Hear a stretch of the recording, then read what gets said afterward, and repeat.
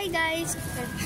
Bumili kami netong potato corner and netong isang potato corner para kay mama. At bumili kami ng milk tea, tapos sinabay na din namin yung sa Binondo. Wala kami sa Binondo pero dito sa palengke namin, sa JJSS. Para kami na sa Binondo kasi sabi namin, titingin lang kami ng dyaryo. Biglang ang binili namin, hopya. Pati yung mochi at yung ganto. Mahilig ako sa pearl guys, kaya nagpadagdag ako netong pearl. Nakasplit si Big Bro. Bakit mo? Naka-brief hindi, brief of tapos binigyan kami ni Binondo ng Lucky Charm.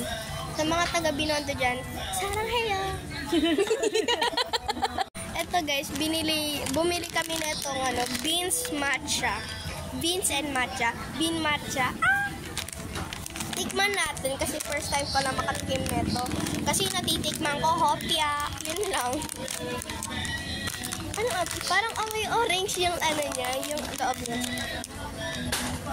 Mama, tingnan mo, sa unang amoy, parang orange yung amoy niya. Titikman natin ng isa lang, mochi, o diba? Tikman natin, bibilisan ko lang.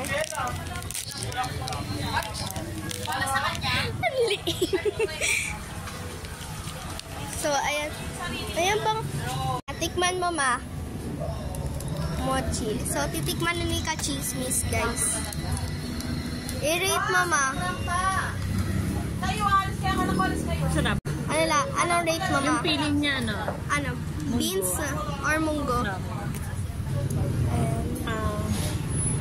Wait ko, 8 lang. Kasi hindi naman ako mahilig sa mochi. Pero masarap siya. Ano yung rate mo sa feeling niya sa loob ma? Pag wala mochi, 7. Kasi hindi siya ganong matamis eh. Gusto ko kasi matamis kasi nga, itong niya. Kasi guys, ang alam niyo na ang alam niyo kasi kay mama guys, mahilig kasi siya. Mahilig siya. So ako naman titikim. 8 out of 10. So tikman na natin yung mochi. Sorry guys kung maingay kasi nandito kami sa palengke.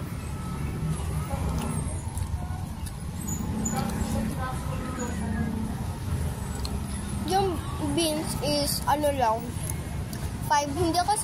Hindi kasi ako fan ng beans. Sa mga fan ng beans, edi okay.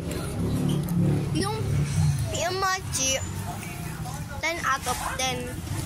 Dapat gusto ko sana yung walang kasapang beans. Ganyan diba ma? Yung iba inaamo siya yung mga mochi kasi meron silang beans. Bye bye! Sana kayo!